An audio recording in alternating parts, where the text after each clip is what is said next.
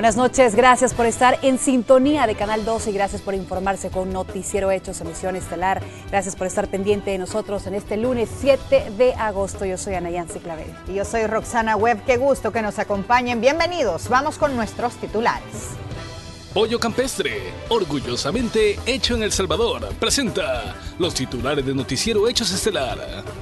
Tuvo una vinculación concreta con el presidente Funes, o sea, fue una decisión presidencial, fue una política de Estado. Arrancó la etapa final del caso Tregua entre pandillas. Datos reveladores sobre el papel que jugó el gobierno del expresidente Mauricio Funes salieron a la luz.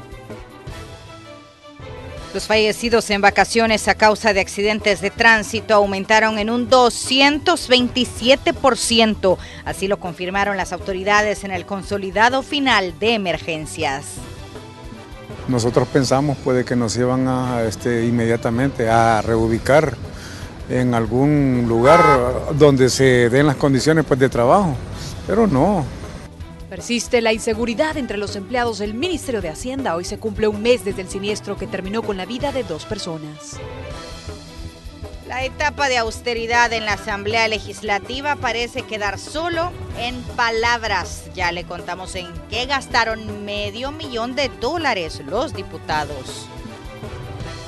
En información internacional, el alcalde de Chicago demandó al gobierno de Trump por retirar fondos a la ciudad de santuarios. Muy bien, y vamos a iniciar esta emisión saludando a nuestros compañeros Inmar Batres, que se encuentra en la sala de redacción, y también saludamos a Antonio Valladares desde Bartolinas de Conchalío en La Libertad y a Kelly Ábrego desde el Ministerio de Medio Ambiente y Recursos Naturales. Vamos a iniciar contigo, Inmar, que nos informa sobre lo que sucedió en el primer día de la vista pública en el caso Tregua. Adelante, Inmar, buenas noches, bienvenido. Buenas noches, compañeras, así es. Hoy inició la vista pública en el caso Tregua entre pandillas. Defensores y fiscales están listos para una larga jornada de al menos 10 días, precisamente, que podía durar este proceso y que estará marcado por varios puntos, sobre todo por el desarrollo de cómo va a terminar esta vista pública en el llamado proceso de pacificación. También van a salir a las luces nuevos datos sobre la tregua y los darían los testigos de cargo y descargo que precisamente van a estar frente al juez. Fabio Colindres rompió el hielo con declaraciones que dejan al descubierto que el ejecutivo a cargo del entonces presidente Mauricio Funes sí estuvo al tanto del desarrollo del diálogo, incluso lo usó como una estrategia de seguridad. Precisamente el periodista Antonio Valladares estuvo en la jornada matutina en los juzgados en San Salvador y esto fue lo que ocurrió.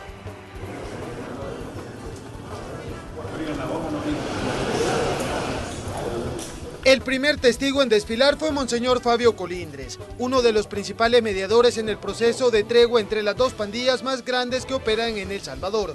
El interrogatorio duró aproximadamente 40 minutos, suficientes para aportar datos reveladores de lo que en los años 2012 y 2013 sucedió.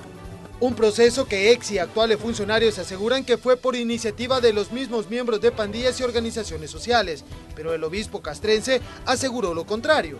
Dijo que fue el entonces ministro de Justicia y Seguridad, David Munguía Payés, quien le solicitó integrarse a labores de evangelización en el penal de máxima seguridad en Zacatecoluca, con el fin de acercarse a los líderes e iniciar un diálogo. Monseñor Colindres va a establecer que esto fue una política pública y que el proceso que él encarnó juntamente como miembro de la iglesia y apoyado por miembros de la sociedad civil fue un proyecto que se llevó a cabo como una política pública y que tuvo una vinculación concreta con el presidente Funes, o sea, fue una decisión presidencial, fue una política de Estado. Él en su momento va a acreditar también que en efecto esas gestiones se hacían y que cada persona de los que estaban acá presentes eran responsables de un rubro determinado en cuanto a la función pública. Pero ¿qué otros datos aportó el testimonio del obispo castrense que trabajó de la mano del ex guerrillero y mediador Raúl Mijango? Por ejemplo, según lo dicho por el religioso, el ex mandatario Mauricio Funes le invitó a reunirse al menos 4 ocasiones en su oficina para conocer los avances de la tregua. El ingreso al penal de máxima seguridad era sin controles. Al menos 20 veces se reunió con los reclusos desde finales de 2011 hasta inicios de 2012 para llegar a un acuerdo. Parte de ellos fue Según testimonio de Colindres, el permitirles el uso de celulares para que los líderes encarcelados se comunicaran con sus estructuras y de ahí parar el fuego en las calles. Además de los traslados a cárceles de menor seguridad, como al ya desaparecido penal de Cojutepeque y otros hacia el penal de Apanteos, según lo dicho por el arzobispo. Que vamos a salir bien, si aquí no hay delito que perseguir, esta es una cosa política. Así Raúl Mijango defendía su postura asegurando que no existe ningún delito en el proceso. El obispo castrense, por su parte, continuaba con su interrogatorio. Aseguró que la tregua solo funcionó durante los primeros 6 meses y que luego se sintió abandonado cuando el entonces presidente Mauricio Funes dijo abiertamente que no era un proyecto impulsado por el gobierno. Otra serie de irregularidades, como las fiestas al interior de centros penales, marcaron su punto de final. Al concluir su participación en la audiencia de sentencia, sus palabras ante los medios de comunicación fueron breves. Como es algo privado, por respeto a los que participan, no puedo revelar nada. ¿Solo de su declaratoria, monseñor? El desfile de testigos de cargo y de descargo continuarán en este proceso que aún tiene más preguntas que respuestas y que para muchos marcó el fortalecimiento de las pandillas en El Salvador. Imágenes de Ricardo Tobar, informó Antonio Valladares. Bueno, la jornada vespertina no estuvo exenta de otros datos. Precisamente también testificó el exdirector de la Policía Nacional Civil, Francisco Salinas, y confirmó lo que dijo precisamente el obispo castrense. Además señaló que la institución que presidió utilizó el Centro de Inteligencia Policial para recopilar información a través de 2 agentes. Salinas también destacó que en el proceso de desarme de las pandillas, más del 80% de las armas estaban en buen estado. Después del exdirector, de personas que estaban también a cargo de la administración de las tiendas de centros penales, dijeron que esa institución erogó fondos destinados a una planilla, entre las cuales se encuentran 6 nombres que de momento no fueron revelados por la Fiscalía General de la República. Sin embargo, en el proceso de la vista pública se darán a conocer. Escuchemos a continuación al fiscal del caso. Pues específicamente para efecto de orientación tiene que ver con los mediadores. Pero como te digo, esperaría yo mejor que saliera la versión aquí precisamente en el juicio. No, lo que pasa es que concretamente yo sé lo que hay. Como te digo, hacerlo como público en este momento sería un tanto irresponsable, así que por eso sí le pido mis disculpas. Sí, está bien. Pero si ustedes se mantienen al tanto de este caso, van a salir nombres y apellidos y cargos en lo sucesivo de la vista pública. Legalmente la ley te dice que el dinero de tiendas institucionales tiene que ser invertido en infraestructura y mejora para los privados de libertad. ¿Y qué sucedió? De repente aparece ese rubro, pagos de inteligencia, y aparecen los otros gastos varios. ¿Quién daba la autorización para esos pagos? ¿En qué se invertía? Y tal como lo vieron acá, era una orden directa del director, ¿verdad? En su momento se plasmó quién eran los directores en su determinado momento, ¿verdad? Y que únicamente ellos tenían la potestad de hacer esa situación. Incluso se daban los cheques directamente a ellos y posteriormente eran regresados de forma ya cobrada. Y con esos datos el Ministerio Público no descartó que la investigación se siga fortaleciendo. Escuchemos nuevamente al fiscal del caso sobre ese punto. Para procesar a estas personas, como decirles, se tenían los elementos suficientes para hacerlo.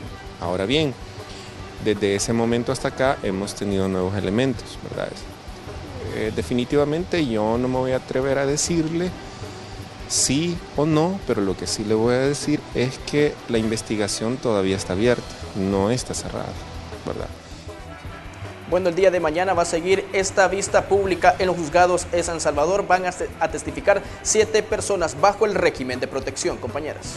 Muchas gracias, Sigmar. Por supuesto que vamos a estar pendientes del desarrollo de esa noticia, la continuación de este caso el día de mañana. Muchas gracias. Muy buenas noches.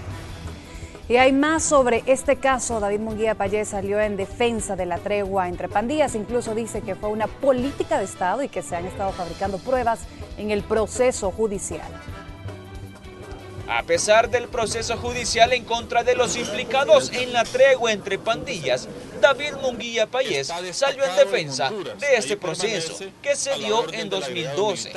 Incluso a diferencia de ocasiones anteriores, reveló que se trató de una política de Estado, algo que en todo momento ha negado el mismo expresidente Mauricio Funes.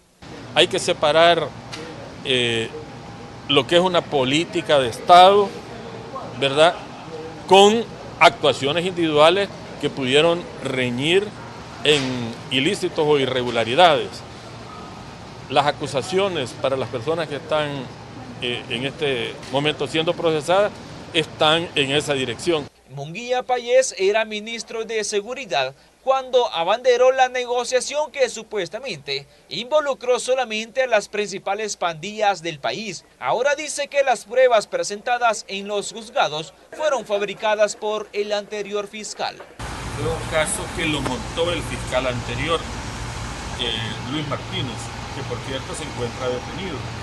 Y yo estoy convencido que en ese caso fabricaron una serie de pruebas y le dejaron ese caso al nuevo fiscal. Y ellos le han estado dando continuidad al caso. Han involucrado en ese caso a gente que no tenía nada que ver. El titular de la defensa es uno de los testigos claves en este proceso para desenmarañar lo que realmente ocurrió durante la tregua. Payés se muestra tranquilo. Claro que estoy listo. A mí me toca el día 11. Así es que ahí voy a estar a la hora que me han citado. Bueno, yo no tengo argumentos, voy a ver qué me preguntan los fiscales. Yo voy como testigo de descargo. A mí me ha solicitado la defensa. En los tribunales también desfilan como testigos otras personas involucradas en la tregua. Con imágenes de Roberto Martínez, informó Raúl Hernández. Ahora saludamos a nuestro compañero Antonio Valladares, que se encuentra en las Bartolinas de Conchillo, en La Libertad, donde hoy se han fugado 5 reos. Antonio, adelante.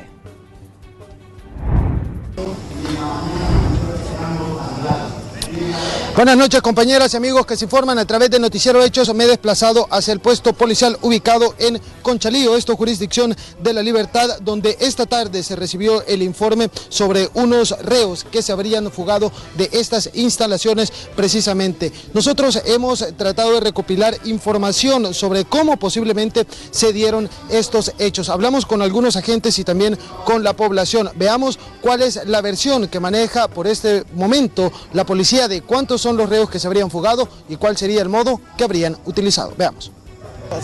Había la huella que se iba, pero no sé. Ahorita están haciendo una inspección y haciendo un recuento. ¿Y se fugaron como por techo? Es lo que no sabemos. Se supone que por la parte de atrás. Pero no se mira forzada alguna estructura. De allá adentro sí. Allá adentro sí, hay unos barrotes que los quitaron. Allá están los mecánicos que están reparando. El fin de semana antepasado se había fugado uno. Otra de las hipótesis que se maneja es que el día sábado estaba cayendo una fuerte lluvia acá en este lugar y otro de los reos habría aprovechado ese momento para darse a la fuga y posteriormente estos otros individuos le habrían seguido. ¿Cómo lo habrían hecho? Pues el ruido que generaba la lluvia cayendo sobre las láminas impedía que los oficiales que se mantienen de guardia acá pudieran identificar que se estaban dando a la fuga. También no se descarta que algunos miembros de pandilla o algunos ciudadanos que habitan acá habrían colaborado con el escape de estos sujetos. Veamos. Se supone que hay pandilleros aquí cerca, pero... Digo que le puedan dar refugio. Acuérdense que aquí los ciudadanos, porque no les hagan daño, siempre los apoyan a ellos. Ahí los mantienen escondidos, después los sacan en carro. Aquí hay de todo. Hay 18, hay MS, hay reos comunes, hay menores, todo, hay mujeres.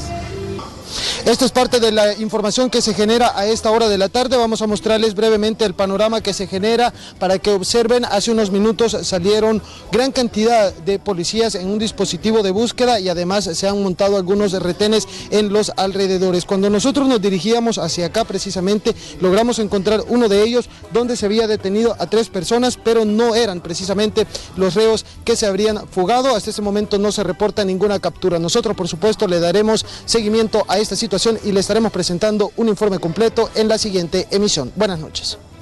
Buenas noches, Antonio, desde las Bartolinas de Conchalío, informándonos sobre la fuga de estos 6 reos. Y ahora le informamos que el director de la PNC dio a conocer el balance de homicidios cometidos durante los primeros días de agosto. El funcionario destacó que a comparación del año anterior, los hechos de violencia han disminuido. Incluso en los primeros 6 días en el municipio de San Salvador no se registraron hechos de violencia. Homicidios que han sido generados por violencia criminal tuvieron una disminución sustantiva. De hecho, le quiero decir que en el periodo vacacional, que nosotros lo iniciamos el 28 de julio y terminó el 6 de agosto, tuvimos 90 homicidios. El año pasado habíamos tenido 121, es decir, 31 homicidios menos. Eso significa una disminución del 26%. Y las vacaciones dejaron un mal sabor de boca a las autoridades. Los accidentes de tránsito se llevaron el primer lugar de todas las emergencias atendidas, registrándose un incremento en los fallecidos y lesionados. 36 personas fallecidas en 6 días. Son las cifras que dejaron las vacaciones agostinas 2017, todas en accidentes de tránsito, un incremento de 227% en comparación con el año 2016. Realmente no estamos tomando conciencia. Y si vemos las causas, distracción del conductor, no respetar la señal de prioridad, invadir el carril, no guardar la distancia reglamentaria, exceso de velocidad, estado de ebriedad, todos son atribuibles a la persona. 311 accidentes de tránsito y 156 personas lesionadas por esta causa son parte del balance que presentó la Dirección de Protección Civil. Pese al incremento que representan, su director Jorge Meléndez califica de positivo el plan ejecutado en conjunto con 14 instituciones de rescate, seguridad, salud y de prevención. Esta no es una problemática del periodo vacacional. Antes de las vacaciones, teníamos un promedio entre 3 y 4 fallecidos diariamente y esta cantidad grande de lesionados.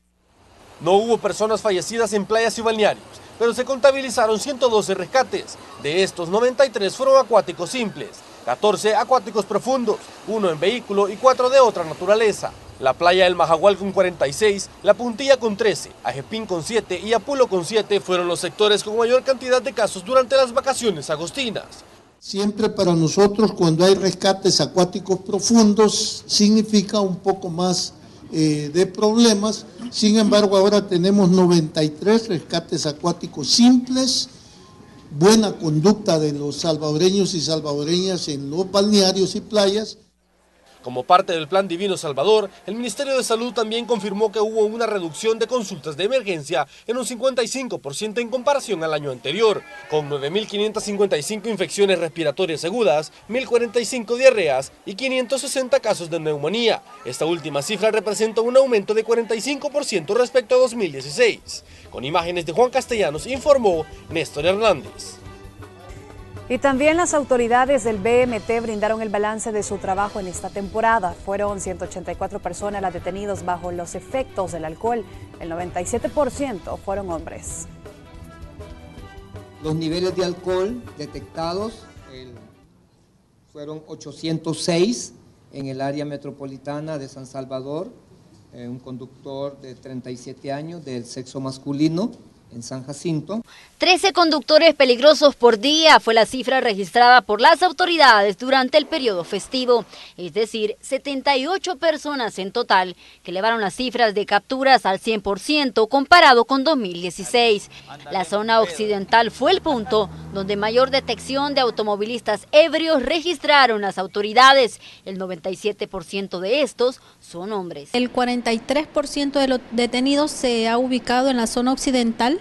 Tenemos un 23% en Oriente y el resto acá en la zona central y paracentral. Conducir bajo los efectos del alcohol durante el periodo festivo hasta este 2017 se ubicaba en la 8ª posición de las causas de accidentes de tránsito. Este año bajó a la 6ª causa. Le siguen la excesiva velocidad, la invasión del carril contrario y la distracción al volante. Las autoridades consideran que hay 2 razones para el irrespeto de las leyes. La primera, el incremento del parque vehicular que ronda el 1.057.991 automotores. Y la segunda, la falta de conciencia de los automovilistas. De ahí que reiteran el llamado a los diputados de la Asamblea Legislativa para aprobar las reformas que buscan incrementar las multas económicas para las infracciones muy graves, graves y leves. Conducir bajo los efectos del alcohol y ser sancionado con $57.14 suena casi risible, cuando hay muchas personas que un monto superior a este es el que vienen de gastar en una noche o una tarde de diversión. Igual las otras causas, como la distracción del conductor, que es la que más accidentes genera en todos los ámbitos, sigue siendo una multa demasiado baja para semejante riesgo. Incrementar las sanciones, dicen las autoridades, no solo reduciría las constantes violaciones al reglamento de tránsito y el número de accidentes, también podría representar una baja en el presupuesto que se invierte solo en pruebas antidoping. En el año, el Viceministerio de Transporte gasta al menos $140.000 en detectar conductores peligrosos. Solo en periodos festivos, la cifra ronda los $20.000. Con imágenes de Manuel Velázquez, un informe de Raquel R. Y hablando siempre de las vacaciones agostinas, si usted se quedó sin disfrutar de la feria, le informamos que aún puede hacerlo, pues el Cibarland, ubicado en el Estadio Cuscatlán, está disponible hasta este próximo fin de semana. Ahí podrá disfrutar de juegos mecánicos, comida típica y muchas cosas más.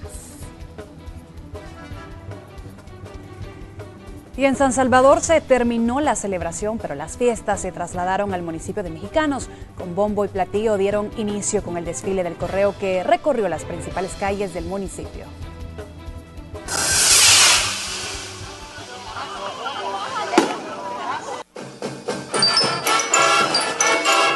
Las calles del municipio de Mexicanos se llenaron de alegría con el desfile del correo. Arrancaron las fiestas patronales en honor a Nuestra Señora de la Asunción, celebración que se lleva a cabo del 7 al 15 de agosto. Este día, el desfile del correo, pues hemos preparado como gobierno municipal toda una semana de alegría, toda una semana de convivencia. Hemos hecho un esfuerzo como gobierno municipal para que estas fiestas sean del agrado de la población, pero sobre todo pues que estos espacios sirvan para fortalecer la convivencia ciudadana. Estamos invitando pues a todos los mexicanenses, también al pueblo de El Salvador en general, pues a que nos acompañen y que vivan esta fiesta. En el desfile no podía faltar la música de las bandas de paz, la belleza de las reinas y cachiporras, los distintos grupos coreográficos que realizaban sus acrobacias ante la mirada de asombro de los espectadores y sobre todo la alegría de las familias mexicanenses que desde muy temprano se abocaron a las calles principales para disfrutar del desfile. Muy bonito, muy ordenado, muy seguro, muy alegre. Está bien bonito, bien colorido todo. Los dulces, ya tengo en la bolsa. Bueno, creo que está magnífico. Esperamos esta fiesta ya con ansia. Pues gracias al señor alcalde también que se ha preocupado por esta actividad. Muchas son las actividades religiosas y de convivencia social que se estarán llevando a cabo en el municipio de Mexicanos. La invitación está hecha para que usted, amigo televidente, pueda acercarse a cada una de ellas. Este es un informe de Enrique López. Gracias, Enrique. Y así vamos a hacer nuestra primera pausa comercial. Pero en minutos le informamos sobre el nuevo gasto de más de $500 millones que ha hecho la Asamblea Legislativa.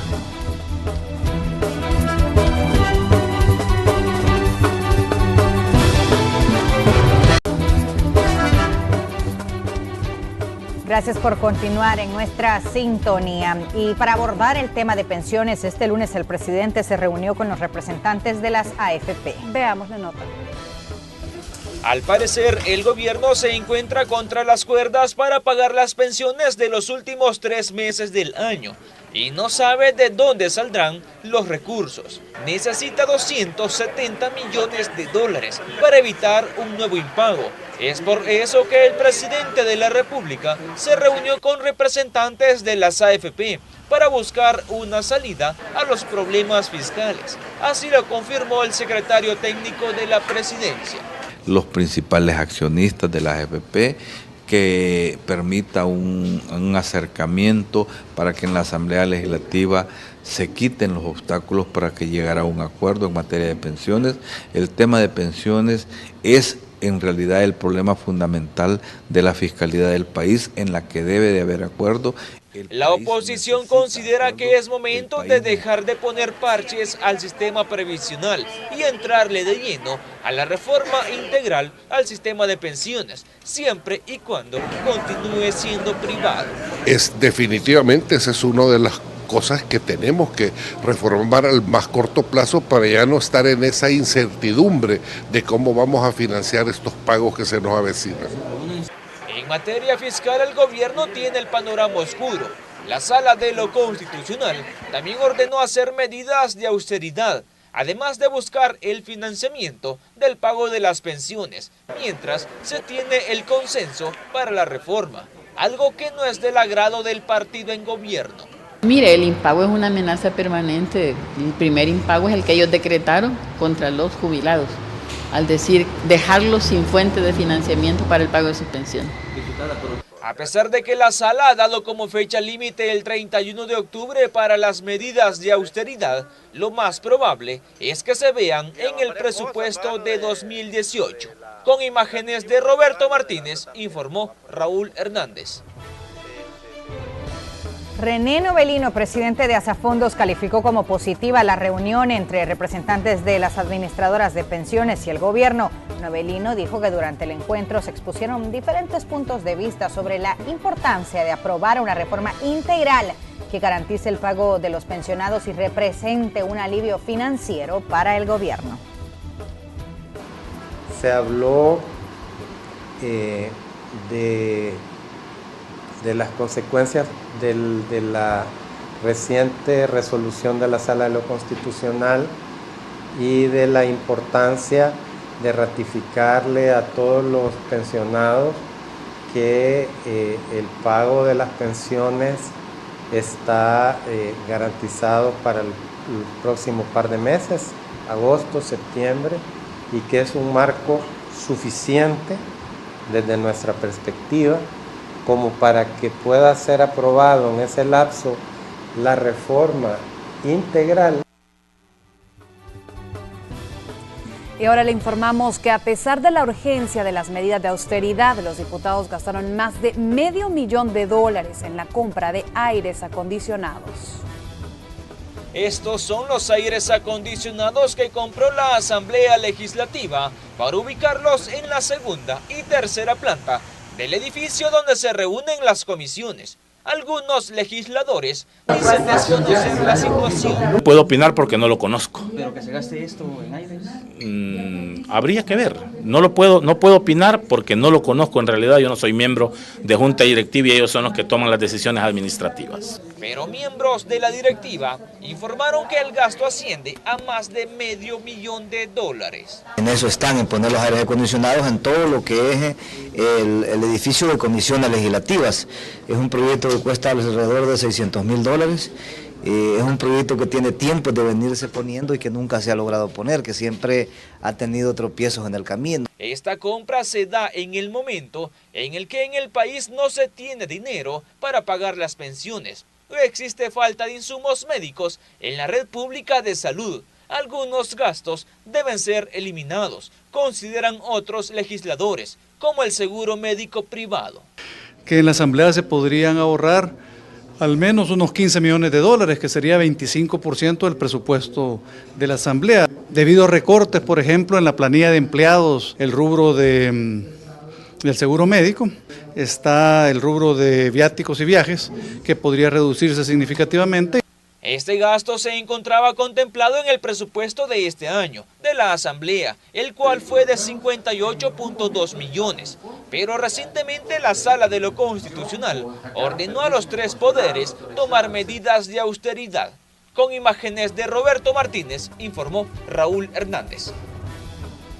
Ahora le informamos que el Ministerio de Trabajo y la Dirección General de Migración y Extranjería firmaron un protocolo de actuación interinstitucional con el objetivo de agilizar el proceso de entrega de residencia temporal con permiso de trabajo para personas extranjeras. Lo que estamos haciendo ahora es facilitar los trámites, hacerlos menos burocráticos, menos requisitos, menos tiempo, para que el extranjero se motive a regularizarse en nuestro país. Cuando un extranjero se presente a solicitar residencia, vamos a otorgar en el momento un carnet provisional mientras se complementa el trámite, que no debe de pasar de unos 3 meses. El Ministerio de Trabajo se ha comprometido a dar su dictamen en alrededor de un mes o menos, para que nosotros también podamos agilizar el trámite. Los diputados de la Comisión de Relaciones Exteriores se reunieron con el Gabinete de Seguridad y el ministro de la Defensa Nacional en la Asamblea Legislativa. El objetivo del encuentro fue para actualizar el acuerdo sobre la Ley de Asistencia al Exterior de 1962 y sus enmiendas. Esta normativa permite la cooperación de Estados Unidos en el tema de armamentos. Los cambios continuarán siendo estudiados en esta comisión, acordaron los legisladores. Y con esta información vamos a una nueva pausa.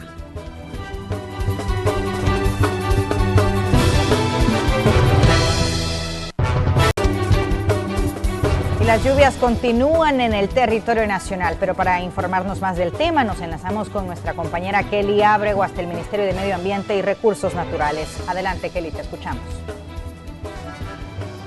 Buenas noches, compañeras. Por supuesto, nos encontramos en el Ministerio de Medio Ambiente y Recursos Naturales para conocer cuál es el pronóstico que nos espera para las próximas horas. Por ello me encuentro con Saúl de la O, meteorólogo de turno. Saúl, coméntenos, hemos tenido algunas lluvias en el territorio salvadoreño que se han debido a la tormenta Franklin. ¿Qué podemos esperar para hoy en la noche y mañana? Para hoy en la noche el pronóstico es el siguiente. Continuamos observando el desplazamiento de la tormenta tropical Franklin desde la parte norte de las islas de Roatán hacia la península de Yucatán. En su desplazamiento continúa transportando humedad desde el Océano Pacífico y el Mar Caribe, acumulándose en algunos sectores de la franja costera, cadena volcánica y zona norte del país, donde tendremos precipitaciones de ligeras a moderadas.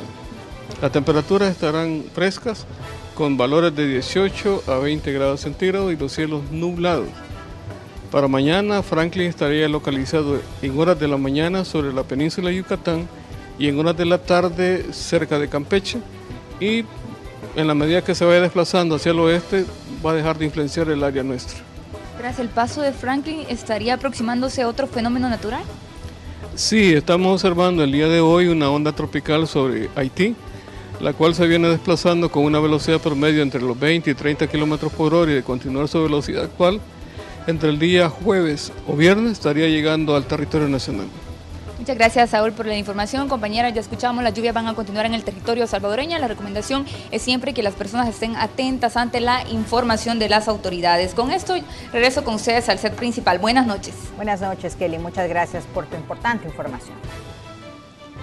Y un mes después de la tragedia en el Ministerio de Hacienda, empleados trabajan con normalidad, pero el temor por falta de condiciones de seguridad está intacto. Veamos los detalles. Una enorme bandera azul y blanco cubre la Torre 3 del Ministerio de Hacienda. Desde el exterior de sus instalaciones, todo aparenta normalidad, pero sus empleados aún muestran miedo. Ahí donde hace 30 días, un incendio consumió buena parte del edificio. Dejó 22 personas lesionadas y 2 fallecidas. El siniestro dejó al descubierto las deficiencias del edificio donde trabajaban de manera normal unas 400 personas. Pese a las recomendaciones, el ministerio sigue con sus labores en 2 de las 3 torres. No, estamos peor porque nosotros pensamos puede que nos iban a inmediatamente a reubicar en algún lugar donde se den las condiciones de trabajo, pero no, estamos reubicados una maquinita a un departamento. Empleados de la Torre 3 y quienes se rehúsan a seguir trabajando en las zonas habilitadas fueron trasladados a otras oficinas de manera temporal, que los ha llevado, según los mismos empleados, a situaciones de hacinamiento. Y la otra pues es la queja presentada el 1 de agosto a la OIT, ¿verdad? Donde le estamos diciendo pues que estas son formas legales de presión para el cumplimiento de la ley.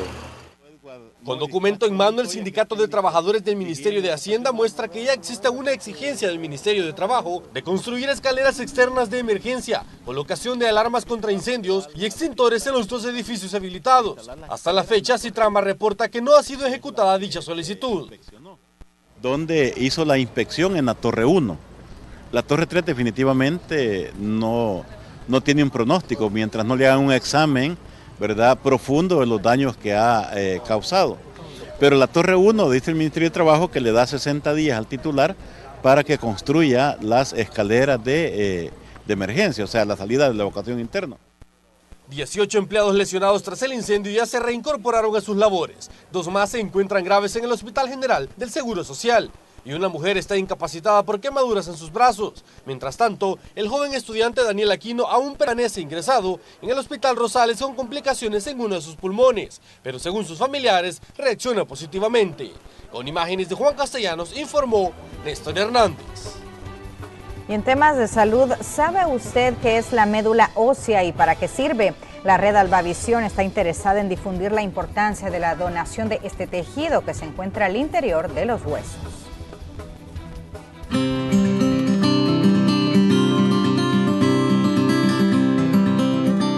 ¿Por qué es tan importante la médula ósea? Porque fabrica las células madre que producen oxígeno y nutrientes para la sangre. Cuando esta falla, se pone en riesgo nuestra salud. Algunas leucemias y otras enfermedades de la sangre solo pueden curarse con el cambio de una médula por otra que sea capaz de fabricar células sanas, lo que se conoce como trasplante.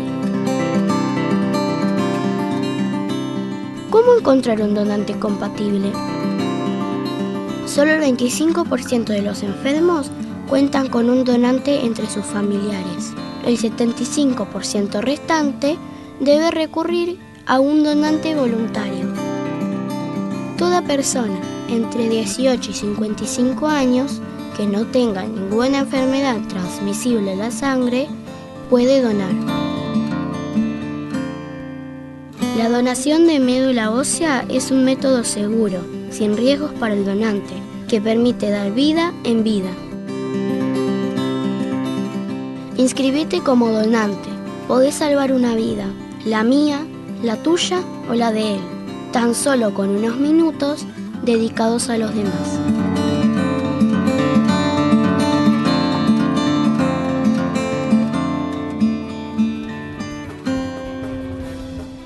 Ahora saludamos hasta la sala de redacción a nuestra compañera.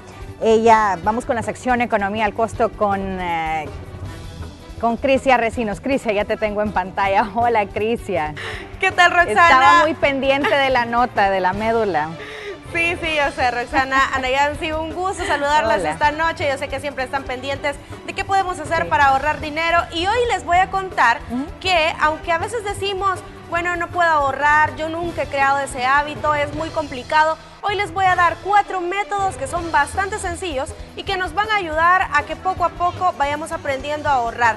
A continuación les digo 4 métodos, pongan mucha atención. El primero se llama el reto de las 52 semanas. El segundo es el método de la sinceridad. El tercero, el cerdito del dinero no gastado. Y el cuarto, el método de los sobres. Se los voy a decir así rápidamente en qué consiste cada uno para que ustedes los puedan poner en práctica. El método de la sinceridad es cuando usted dice, bueno, voy a comenzar a ahorrar, entonces, ¿qué hago? Lo único que tiene que hacer es empezar a ponerse un castigo y recompensa. Dice, bueno, voy a ahorrar $10 para final de mes, pero si usted no los logra, se pone de castigo que no va a comprar algo que le gusta. En el caso del reto de las 52 semanas, también es bastante sencillo. Usted se pone como meta en una semana ahorrar 10 centavos, en la siguiente 20 centavos, y así va aumentando hasta que logra una cifra ya bastante aceptable. Lo que recomiendan es siempre ahorrar un 10% de nuestro salario, pero para empezar está bien que sea un 5%. El cerdito del dinero no gastado, yo creo que este es el método más tradicional, pero que siempre es útil, y es una alcancía. Usted tiene una alcancía y todos esos vueltos, todo el dinero que le sobra, usted lo va guardando. También está el método de los sobres. Este consiste en que usted haga, o mejor dicho, distribuya su dinero en sobres, ponga cuánto dinero es para pagar el recibo de la luz, cuánto dinero es para pagar el recibo del teléfono, y así va dividiendo los sobres. Y hay uno que tiene que decir que es como el dinero que le va a quedar libre, y eso es lo que usted va a ir ahorrando. Lo que le sobre de ese sobre, valga la redundancia, es lo que usted va a destinar a su ahorro mensual. Como les decía, lo recomendable según los expertos es que usted ahorre un 10% cada mes, pero si eso no es posible, un 5% basta para que vayamos creando el hábito y así vayamos viendo cómo se sanan nuestras finanzas. Crisia, qué importante, me encanta tu sección Economía al Costo, siempre nos das buenos consejos. Justamente antes de iniciar el noticiero estábamos hablando con Ana Yancy del ahorro y de la importancia de hacerlo con poco, evidentemente porque hay muchas cosas que pagar y por ejemplo eso de los sobres es muy útil para administrar muy bien el dinero cuando a uno recién le pagan para pagar todas las deudas. Sí, es importante que respetemos, ¿verdad? Que no vayamos a utilizar el dinero que tenemos destinado para hacer el supermercado, lo vayamos a gastar en qué, en comprarnos unos zapatos nuevos, etcétera, sino que vayamos respetando esto, así vamos a hacer, nos vamos a hacer más disciplinados y también vamos a crear el hábito para que mejoremos en nuestras finanzas. Hábito, todo es cuestión de hábito. Gracias, Crisia, buenas noches. Buenas noches, Roxana, Nayansi. Vamos ahora con nuestra sección En Pocas Palabras. Adelante. En pocas palabras, la Unidad de Delitos Relativos a la Vida e Integridad Física logró condena de 22 años de prisión contra 6 miembros activos de la ANS por el delito de homicidio agravado. El juzgado primero de sentencia de San Salvador inició un juicio a 3 imputados por contaminación ambiental en caso Baterías Récord. Sesta dio a conocer los problemas ambientales y de salud que ocasionó la instalación indiscriminada de antenas de telefonía celular y equipos Wi-Fi, por lo que urge una regulación por parte de las autoridades. La Alcaldía de Santa Tecla inició un programa de renovación de barrios. Dicho programa busca revitalizar y renovar la fachada de las viviendas de las comunidades. Y este lunes se retomaron labores en las diferentes instituciones públicas, entre ellas el Viceministerio de Transporte, después de las vacaciones agostinas.